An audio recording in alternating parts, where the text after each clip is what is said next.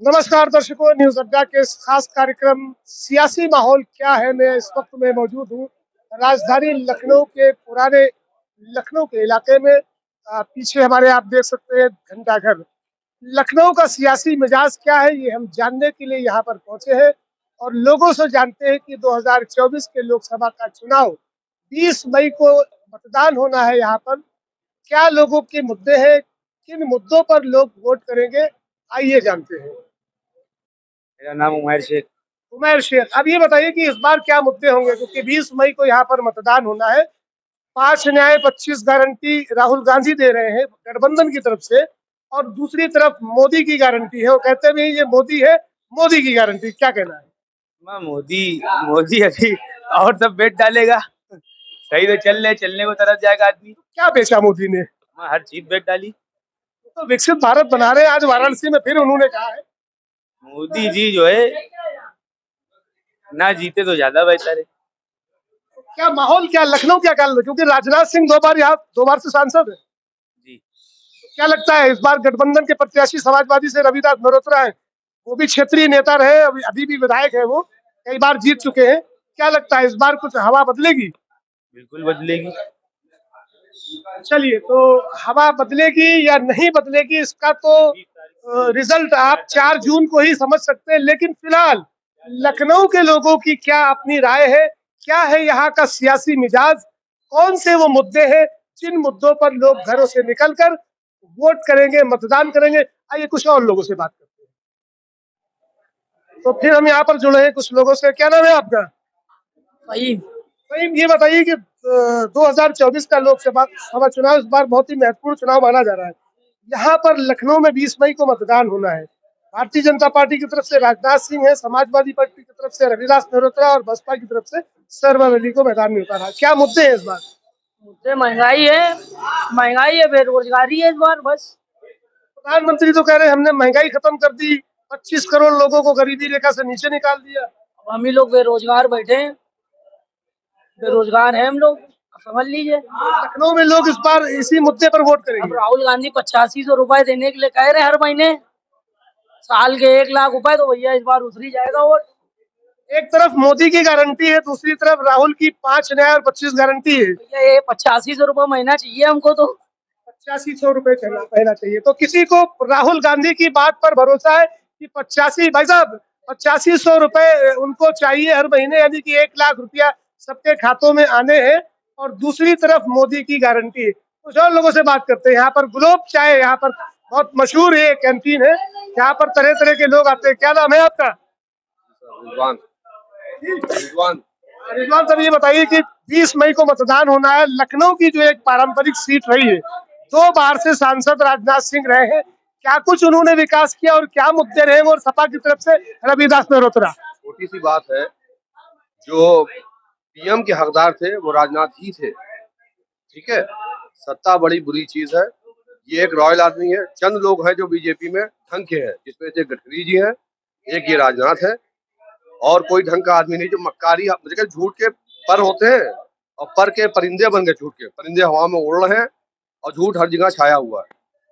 तो छोटी सी बात है, राजनाथ जी को ही पीएम बनना चाहिए था। वो इतने रॉयल आदमी थे। उनके अलावा बीजेपी में कोई रॉयल आदमी नहीं है, गडकरी साहब को छोड़ के। बस 2 बार से सांसद रहे राजनाथ सिंह। आपको क्या लगता है लखनऊ में विकास हुआ? विकास हुआ, ठीक हुआ है, बट ये है कि अब लोगों को, किसी को समझ में आ रहा है, किसी को नहीं समझ में आ रहा। किसी का काम, हमें फला आदमी अच्छा लगा, उसको फला आदमी अच्छा लगा, किसी को किसी पार्टी अच्छी लग रही है। तो अपने अपने मन में, जिसके मन में जो विचार है वो आदमी व्यक्त करता है, और विचार व्यक्त करने वाला कहीं ना कहीं, वो कहते नहीं, देशद्रोही हो जाता है। अगर सही कह रहा तो देशद्रोही हो गया। ये है जमाना। तो इस बार वो प्रमुख मुद्दे क्या होंगे लखनऊ के? वो जो राहुल जी कह रहे हैं, अब कहते हैं जब इनका झूठ देखा गया है तो उनका झूठ भी देख लिया जाए। अगर उनको लोग झूठा कह रहे हैं, पप्पू कह रहे हैं, जो भी कह रहे हैं, वो कह रहे हैं इनको भी, उनको 10 साल झेला है, 5 साल इनको भी देख लेंगे, 25 लाख देंगे। क्या क्या, मेरे ख्याल से गालिबन ऐसी ही बातें की उन्होंने कि हम 5 न्याय 25 5 लाख का वो मकान के लिए देंगे, और 25 लाख क्या बीमारी के लिए, शायद मेरे ख्याल से 8,500 हर व्यक्ति के लिए देंगे, ग्रेजुएशन को देंगे, ग्रेजुएट को देंगे, जो भी महिलाओं के लिए कर रहे हैं। ऐसा नहीं है अखिलेश जी ने काम नहीं किया, ये तो सारी दुनिया आती है। देखिए, जो सच्चाई है उसको मानना चाहिए। कानपुर से हम। कानपुर में वोट हो गया, तो जब वोट आप डालने गए तो क्या मुद्दे थे? बेरोजगारी है मुद्दा, सबसे बड़ा मुद्दा बेरोजगारी है। जो हमारे युवा जो है पढ़े लिखे हैं, जिनको नौकरी मिलनी चाहिए उनको नौकरी नहीं मिल रही है, बेरोजगार घूम रहे हैं। रोजगार देने का वादा किया था मोदी जी ने, जो रोजगार किसी एक बंदे को नहीं दिया। नई योजनाएं निकाली कि लोगों को भर्तियां देंगे, नए जो युवक हैं उनको नौकरियां देंगे, वेतन देंगे। कोई भर्ती नहीं निकली, कोई नौकरियां नहीं निकली। जो भर्तियां निकल रही हैं उनके पेपर लीक हो जाते हैं। पेपर कैसे लीक हो जाते हैं बताइए? हाँ, पेपर लीक हो जा रहा है। आदमी इतनी मेहनत करके पेपर की तैयारी कर रहा है, पेपर दे के आ रहा है, रिजल्ट का इंतजार कर रहा है, उसके पहले पता चल रहा है कि पेपर लीक हो गया था, नौकरियां रद्द हो रही हैं। ये सब सबसे बड़ी परेशानियां तो लोगों के लिए है। जो गरीब आदमी है, महंगाई बढ़ती चली जा रही है, गरीब आदमी क्या करेगा? कहाँ से अपना खर्चा चलाएगा? क्या खाएगा क्या नहीं खाएगा? लोग आज आत्महत्या कर रहे हैं, परिवार नहीं चला पा रहे हैं। तो क्या इस बार, क्योंकि 1,84,00,000 युवा वोटर्स हैं जिसमें फर्स्ट टाइम वोटर्स हैं, वो क्या असर पड़ेगा इस बात का उत्तर प्रदेश में खास तौर पर, क्योंकि अभी दक्षिण के चुनाव हो चुके हैं, कुछ जगह होना बाकी है 5वें चरण में। तो अभी इस बार जिस तरह से चुनाव हो रहा है और वोटिंग परसेंटेज बहुत कम जा रहा है, इसका असर किस पर पड़ेगा? इसका असर सरकार पे पड़ेगा, पूरा सरकार पे पड़ेगा। क्योंकि जिस तरीके से वोटिंग हो रही है, हमारे कानपुर में भी कल कहीं पे 50% वोटिंग हुई है, कहीं पे 52% वोटिंग हुई है, कहीं पे भी 62 हुई है, कहीं पे 60 हुई है। कन्नौज जिले में अच्छी वोटिंग हुई है, कानपुर शहर में 50% हुई है, कानपुर जो गांव क्षेत्र है वहाँ 53% वोटिंग हुई है। कुछ लोगों के तो वोटिंग में नाम ही नहीं आ रहे हैं ना, जो पिछले कई सालों से वोट डालते चले आ रहे हैं, उन लोगों के नाम ही नहीं है वोटिंग लिस्ट में, तो वोट कहाँ से डालेंगे? अब आदमी आधार कार्ड लेकर जा रहा है, पहचान पत्र लेकर जा रहा है, उनका वोटर आईडी में नाम ही नहीं, वोटर लिस्ट में नाम ही नहीं है, तो वोट कहाँ से डालेंगे? निश्चित रूप से चुनाव आयोग हर चुनाव में अपनी तैयारी जरूर करता है, कवायद बहुत होती है कि किसी का भी वोट छूटे ना, लेकिन जब वोट डालने का समय आता है तो किसी की वोटर आईडी नहीं बनती है, किसी का वोटर लिस्ट में नाम नहीं होता है, और कई बारी ऐसा होता है कि सैकड़ों हजारों लिस्टें मतदाताओं की, उनके नाम उससे गायब कर दिए जाते हैं। आपका क्या नाम है? ये बताइए कि इस बार लखनऊ का मिजाज क्या है, क्योंकि राजनाथ सिंह जो 2 बार से लगातार सांसद होते चले आ रहे हैं, इस बार इंडिया गठबंधन और एनडीए गठबंधन की लड़ाई। कानपुर का क्या मिजाज रहा, किस मुद्दों पर कानपुर में सही हुआ। क्या लगता है कानपुर में पलड़ा किसका भारी है? ये नहीं बता सकते, कुछ तो इसका अंदाजा रहा होगा। कांग्रेस को। कांग्रेस का। चलिए, तो कुछ लोगों से हम बात करते हैं। भाई साहब, क्या नाम है आपका? मोहम्मद शोएब। शोएब भाई, ये बताइए कि 30 मई को मतदान होना है यहाँ लखनऊ में। एक तरफ वो भारतीय जनता पार्टी के प्रत्याशी हैं, 2 बार से सांसद रहे राजनाथ सिंह, और दूसरी तरफ समाजवादी पार्टी यानी गठबंधन के प्रत्याशी रविदास मेहरोत्रा, और बहुजन समाज पार्टी से सरवर अली को प्रत्याशी बनाया है। क्या है मुद्दे यहाँ पर इस बार लखनऊ में? मुद्दे तो वही बेसिक चीजें जो आप कल देख रहे हैं, बेरोजगार ज्यादा है, वहाँ की फैसिलिटीज कोई है नहीं इतनी। हर बार एक तरह के वही मुद्दे हैं जो हर इंसान दबाना चाहता है हर चीज को लेकर के। मुद्दे तो बहुत सारे, मतलब मुद्दे बात करने वाला भी तो कोई होना चाहिए। लेकिन जिस तरह से प्रधानमंत्री नरेंद्र मोदी बार बार, आज उन्होंने नामांकन किया वाराणसी में, आज भी उन्होंने कहा कि वो विकसित भारत बनाना चाहते हैं, और इसीलिए वो 400 पार सीटें चाह रहे हैं कि 400 पार सीटें आएंगी तो हम इस देश की इकोनॉमी को 5 ट्रिलियन इकोनॉमी तक पहुंचाएंगे। विकसित भारत बनाना चाहते हैं, विकसित भारत का मतलब क्या होता है? बेरोजगारी। उन्होंने जो वादे करे हैं आते हुए वो वादे पूरे हुए? अब हर तरफ देख लिया, अनएम्प्लॉयमेंट हो गई है और डेमोक्रेसी कितनी खराब हो चुकी है। अगर आप ऐसा कहेंगे कि उन्होंने विकसित भारत को कहा है तो अच्छी बात है, बट कहीं जैसा नजर तो नहीं आया कुछ ऐसा कुछ हुआ हो। प्रधानमंत्री कहते हैं हमने 25 करोड़ लोगों को गरीबी रेखा से बाहर निकाला और 80 करोड़ लोगों को हम राशन भी दे रहे हैं। तो 80 करोड़ जो जिनको राशन दे रहे हैं, क्या वो गरीब है क्या? 80 करोड़ लोगों को जो राशन दे रहे हैं, इसका मतलब वो गरीब है। फिर जब वो गरीब है तो फिर उन्होंने निकाला किसको है? और जो कहने की बात है, ऐसा तो कुछ हुआ नहीं है। उत्तर प्रदेश में योगी सरकार है, डबल इंजन की सरकार है। जिस तरह से पेपर लीक का मामला सामने आया और कई ऐसे मामले आए हैं सामने, क्या लगता है इस बार उत्तर प्रदेश में सीटों में कुछ फेरबदल होगा? हाँ, बेशक हो सकता है फेरबदल, इस बार हो सकता है वो गठबंधन की सरकार बने, उम्मीद यही। चलिए, तो गठबंधन की सरकार इस बार बनने की संभावना है। क्या है लखनऊ का सियासी मिजाज? 20 मई को यहाँ पर वोटिंग होनी है, हम जानते हैं कुछ लोगों से। भाई साहब, आपसे जान सकते हैं क्या नाम है आपका? मेरा नाम अहमद है। अहमद भाई, ये बताइए, क्योंकि इस बार का जो लोकसभा चुनाव हो वो कई मायनों में एक अहम चुनाव समझा जा रहा है। जैसे कि इंडिया गठबंधन की तरफ से 5 न्याय 25 गारंटी की बात की जा रही है और उधर एनडीए की तरफ से मोदी की गारंटी की बात की जा रही है और 400 पार की बात की जा रही है। क्या मुद्दे होंगे, क्योंकि लखनऊ में राजनाथ सिंह 2 बार से लगातार सांसद हैं, रक्षा मंत्री भी हैं और इस बार फिर तीसरी बार किस्मत आजमा रहे हैं। राजनीति के मामले देखिए हम दूर रहते हैं। फिर भी आप जब वोट करने जाएंगे तो किन मुद्दों को लेकर जाएंगे? मुद्दा देखिए यही है, महंगाई, बेरोजगारी। आम आदमी का, मिडिल क्लास का मुद्दा यही रहता है कि बेरोजगारी पे बात की जाए। जो हमारे युवा हैं पढ़े लिखे, उनको नौकरी के लिए उनकी कुछ कोशिश की जाए और जो भी मिडिल क्लास आदमी की जो ज़रूरतें हैं मेन उसके ऊपर बात करी जानी चाहिए, जहाँ तक हम कहना चाहते हैं। बिल्कुल निश्चित रूप से आपसे बात कर सकते हैं, क्या नाम है आपका? अरे फिर भी आप वोट करेंगे, आपका एक हक है। इस बार के मुद्दे क्या होंगे यहाँ लखनऊ के, खास तौर पे लखनऊ की बात करते हैं? लखनऊ की एक्चुअली एजुकेशन है, शिक्षा से रिलेटेड है। नौजवानों को नौकरी की ज़रूरत है, उनको नौकरी मिले। सबसे ज़्यादा तो इसी चीज़ की है और जो सिस्टम चल रहा है उस हिसाब से उससे बेहतर काम करे जो भी सरकार आए। उससे ज़्यादा हम लोग को एक्सपेक्ट है कि जो भी सरकार आएगी उससे ज़्यादा हम लोग को उम्मीद है कि वो अच्छा करे। अच्छा, उत्तर प्रदेश में योगी सरकार है, कहा जाता है डबल इंजन की सरकार है और 10 साल मोदी की सरकार रही। इन दोनों के कामों में क्या फर्क आप लगा, दोनों के काम कैसे रहे? काम सभी ने अच्छा किया है, चाहे मोदी जी या योगी जी, सबने काम अच्छा किया है। बस ये है कि एक्सपेक्टेशन जैसे जिन लोगों के पास पहुंचना चाहिए, बहुत सी चीज़ें उन लोगों के पास नहीं पहुंच पा रही। तो कोशिश यही करनी चाहिए, चाहे कोई सरकार आए, कि उनके पास चीज़ पहुंचनी चाहिए। तो राहुल गांधी ने जैसे अपने मैनिफेस्टो में कहा कि हम 5 न्याय 25 गारंटी की उन्होंने बात की है और ये भी कहा है कि हर व्यक्ति के खाते में 8,500 रुपया हर महीने जाएगा और लगभग 1 लाख रुपया वो साल दे, पहली पक्की नौकरी की भी बात कर रहे हैं। उधर प्रधानमंत्री नरेंद्र मोदी कह रहे हैं कि अगर इंडिया गठबंधन की सरकार आती है तो ये माताओं बहनों के मंगलसूत्र छीन लेंगे और SC ST OBC के जो आरक्षण है ये छीन कर मुसलमानों को दे देंगे। छीन के तो कुछ कोई किसी को नहीं दे पा रहा है। बस ये है कि जो चीज़ें, जो वादा जो कर रहा है उसको बस आके करे, उसको फॉलो करे, उसको निभाए। वादे तो हर सरकार आके कुछ ना कुछ करती है, जब भी आती कुछ ना कुछ करती जरूर है। तो जो भी सरकार आए, जिसको मैं वोट दूं या भाई लोग वोट दें, जो भी पूरी जनता जिसको भी वोट दे, बस जिस लिए वोट दिया गया उसको आके जरूर करे। क्या बदलाव होगा इस बार? अब ये तो वक्त बताएगा।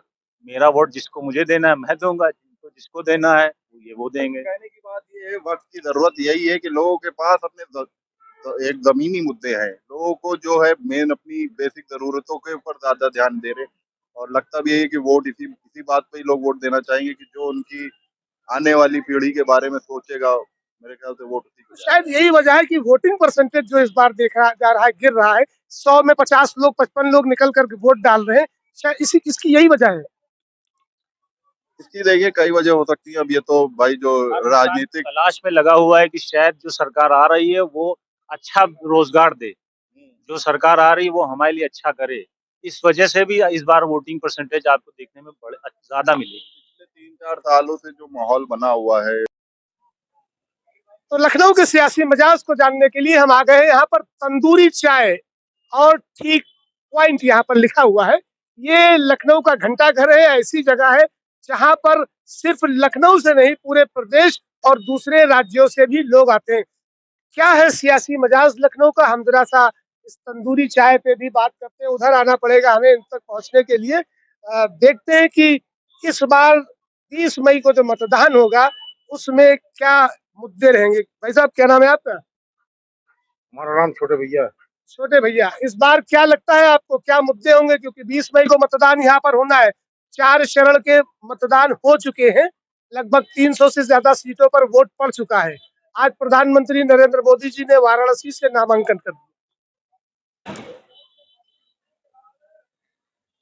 मैं आपको क्या इंटरव्यू दूं, पहले तो आप मुझको ये बताइए। आप अपने मिजाज को बताइए, क्या मिजाज आपको क्या लगता है लखनऊ के लोग किस मुद्दे पर इस बार वोट करेंगे? विकास के नाम पे करेंगे। विकास तो योगी जी कर रहे हैं, मोदी जी कर रहे हैं विकास। तो जब वो कर रहे हैं तो उनका कहना है, उनका एक लक्ष्य है 400 के पार, तो फिर 400 के पार 400 पार होगा तो कैसे होगा, कुछ गणित बताएं हमें। हम आप चाहेंगे हो जाएगा। नहीं, हमारे आप देखिए दक्षिण की बात हो रही है। दक्षिण में भारतीय जनता पार्टी और एनडीए बहुत कमजोर दिख रही है चौथे चरण तक। तमिलनाडु केरला को छोड़ दे, कर्नाटक में कुछ सीटें निकल सकती हैं, तेलंगाना में 1-2 सीटें निकल सकती हैं। तो किस आंकड़ों से, किस गणित से 400 पार है? बीजेपी की हार में भी जीत है, जीत तो फिर जीत है ही है, और ये मोदी जी की जीत है। जो आज हमारा देश इतना सक्षम हो गया कि जैसे चीन जैसे की औकात नहीं है जो भारत की तरफ देख सके। अरे तो चीन ने तो कितनी जमीनें कब्जा ली है, आप डोकलाम को देखिए। कोई घबराने की बात नहीं है, 2-4-5 साल तक आप मोदी जी को रहने दीजिए, अगर चीन की जमीनें न छीन के ले आए। अच्छा, एक बात मैं जानना चाहता हूँ, मोदी सरकार के 10 साल हो गए, 10 सालों में कोई 3 काम बताइए जो मोदी सरकार के आपको सबसे ज्यादा अच्छे लगे।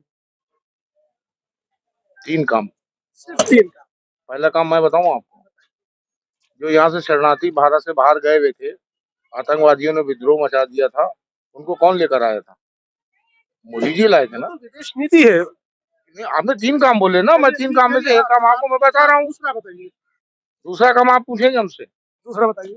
सर्जिकल स्ट्राइक किसने करवाई थी? आपने? हमने। तो 44 जवान शहीद हुए पुलवामा में, और उरी उरी में जो कुछ हुआ, 350 किलो आरडीएक्स तो आ जाती है, उसका पता नहीं लगा पाती है डिफेंस, लेकिन 350 ग्राम चरस का पता लगा लेती है। इसका जवाब दीजिए। देखिए, ऐसा जब नहीं दे दिलाएंगे तो भैया पकड़ तो जाएंगे। नहीं, आप कह रहे हैं कि मोदी की ये दूसरा अच्छा काम है। आपने ये कहा कि भाई 350 किलोग्राम आरडीएक्स भारत के अंदर आ गए और हमारे जवान जो थे पुलवामा के अंदर शहीद हो गए। किसी का बेटा गया, किसी का पति गया, किसी का भाई गया, गए नहीं गए, सब बेचारे स्वर्ग चले गए, उनको मार दिया गया निहत्तों को। तो देखिए, वो तो चोरी छुपे सन 47 से लेकर अब तक के होता चला आ रहा है। मोदी जी ने बहुत रोक लगाई तो काफी इसके ऊपर अंकुश हुआ है, ऐसी बात नहीं है। हमारे देश के जवान वहाँ बॉर्डर पर लगे रहते हैं, अपनी जान की बाजी लगाकर हम लोगों को आराम से सुरक्षित हैं हम लोग, और सो रहे हैं आराम से। हमें किसी प्रकार की कोई फिक्र नहीं है, हम सो रहे हैं, धंधा कर रहे हैं, चाय पानी बेच रहे हैं, अपने परिवार चला रहे हैं, वो भी तो किसी के तो बेटे हैं। तीसरा काम बताइए। तीसरा काम दूसरा फिर स्ट्राइक करा था उन्होंने। कहाँ कराएंगे स्ट्राइक? अब करा है भारत के अंदर। स्ट्राइक कराने से मैं बता रहा हूँ, तीसरा काम विरोधियों को पकड़ा उन्होंने। ठीक है, ये आप कर देंगे, लेकिन इससे क्या गरीब के घर का चूल्हा जलेगा? 1200 से 800 रुपए सिलेंडर यहाँ पर बिक रहा है, जब 400 रुपए में सिलेंडर मनमोहन सरकार में था, तो स्मृति ईरानी से लेकर सारे भारतीय जनता पार्टी के नेता जंतर मंतर पे मुजरा करते थे, और प्रधानमंत्री कहते थे कि ये 400 रुपए में सिलेंडर बिक रहा है, जब वोट डालने जाना तो सिलेंडर को नमस्कार करके जाना। ऐसा है, जिस टाइम पे 150 रुपए में सिलेंडर था तब भी विद्रोह होता था, लोग तब भी चिल्लाते थे इंदिरा के दौर में। वो तो विपक्ष चिल्लाता था, नहीं, आरएसएस के लोग और भारतीय विपक्ष में तो हमारी भारतीय जनता पार्टी थी उस जमाने के बाद, उसी की बात जमाने में। अब तो वो चिल्लाते थे, अब क्यों नहीं चिल्लाते हैं? जिनकी 2 बैल थी कांधे पे हर दले किसान। लेकिन अब क्यों नहीं चिल्लाते? अब क्यों नहीं बात करते कि डीजल के दाम बढ़ रहे हैं, पेट्रोल के दाम बढ़ रहे हैं, या रसोई गैस के दाम बढ़ रहे हैं, जो आधी आबादी पर इतना बड़ा बोझ आ रहा है? क्यों मोदी जी सबको राशन नहीं दे रहे हैं? राशन, अरे मोदी जी राशन दे रहे हैं तो उसमें कोई बड़ा एहसान नहीं कर रहे हैं, देश की जनता का पैसा उन्हीं को, और 5 किलो राशन में क्या दे रहे हैं? अरे 5 किलो राशन में जो गरीबों के आता है वो दे रहे हैं, बताइए, कुछ तो दे रहे हैं भाई। अगर दे नहीं रहे, याद दिलाता हूँ, आपके जमाने में राशन कार्ड बनता था, 6 यूनिट, 4 यूनिट, 5 यूनिट होते थे। आप राशन की दुकान पर जब जाते थे तो मिट्टी का तेल, चीनी, दाल, चावल, ये सब मिलता था, गुड़ सब मिलता था। अब तो 5 किलो मोदी जी का वो फोटो लगा हुआ पैकेट पे पकड़ा दिया जाता है, चावल मोटा, जिसे लोग बेच लेते हैं। अब ये तो उनके बेचने वालों के ऊपर है कि वो क्या कर रहे हैं मोदी जी के साथ। अगर रोजगार दिया होता तो ये 80 करोड़ लोग लाइन में नहीं लगते 5 किलो राशन के लिए। चलिए ठीक है, आपका कहना है कि उन्होंने रोजगार नहीं दिया। अगर रोजगार नहीं दे रहे तो जो बेरोजगार है उनको कम से कम पेट में रोटी तो दे रहे हैं। अब ये भी तो और बेकार हो रहे हैं, आलसी हो रहे हैं। ऐसा कुछ नहीं है, जिन लोगों को आलसी होना है उनको तो कोई भी नहीं रोक सकता है, चाहे आप हो चाहे हम हो। और जो मेहनत कश वाले लोग हैं वो मेहनत करते हैं, चाहे अनाज मिले और चाहे ना मिले। अच्छा, आखिरी टिप्पणी कोविड शील्ड के बारे में बात कर ले। ये कहा गया था कोरोना काल में वैक्सीन लगाई, मोदी का डंका बचा। आज उसी कोविड शील्ड जिसने वो वैक्सीन बनाई, उसने हलफनामा दायर करके ये कहा कि इस वैक्सीन के चलते लोगों की मौतें हो रही, हार्ट अटैक से मर रहे हैं, तमाम बीमारियों से मर रहे हैं। मैं नहीं मर गया, मेरी भी तो 2 वैक्सीन लगी हुई है। बहुत से लोग मर रहे हैं, अब आपका इतना इम्यूनिटी होगी तो, लेकिन ज्यादातर जो रिपोर्ट आ रही है, जो रिजल्ट आ रहे हैं, उसकी बात कर रहा है। ऐसा ऐसा विपक्षी लोगों के मुद्दे हैं और वो ये मुद्दे बनाते हैं। हमारी भी लगी वैक्सीन, हमारे बेटे के भी लगी हुई है। हमारे क्या सारे परिवार के ओवरऑल बच्चे लगी, आप हम में खुश से हैं? कोई मर गया? मोदी सरकार से आप खुश हैं? बिल्कुल संतुष्ट है भाई, हम तो चाहेंगे मोदी सरकार ही आए। चलिए, तो सबके अपने और अपने सुनिए, मोदी सरकार के होने से ना तो कोई हिंदू मुस्लिम हो रही है, ना तो कोई सिख ईसाई हो रही मॉब है, लिंचिंग के बारे में ना तो मॉब लिंचिंग के मसले में। उस मसले में मैं क्या बोलूं? अरे अनुराग ठाकुर कहते हैं गोली मारो, इस तरह के बयान देते हैं। अरे वो तो सब इस टाइम इलेक्शन का टाइम है, जिसका जो मर्जी आता बोलता, वो सोचता कि मेरा ही फायदा हो जाए दूसरे को हम नाराज करके। चलिए, ये सियासत है और लखनऊ का सियासी मिजाज अलग अलग रंगों में बिखरा हुआ दिख रहा है। किसी की कोई बात है, किसी के कोई विचार है। कोई इंडिया गठबंधन को कहता है कि 5 न्याय 25 गारंटी सही है देश के लिए, और कोई कहता है नहीं, इस बार मोदी सरकार फिर से आनी चाहिए क्योंकि विश्व में मोदी का डंका बज रहा है। फिलहाल इन सब नतीजों के लिए हमें 4 जून तक का इंतजार करना होगा। 4 जून को देश की जनता फैसला करेगी कि किसका डंका बज रहा है और किसकी लंका फूक रही है। हमारे इस कार्यक्रम को ज्यादा से ज्यादा शेयर करें, न्यूज अड्डा को सब्सक्राइब जरूर करें। फिर हम किसी दिन किसी और जगह से लोगों से रूबरू होंगे। नमस्कार।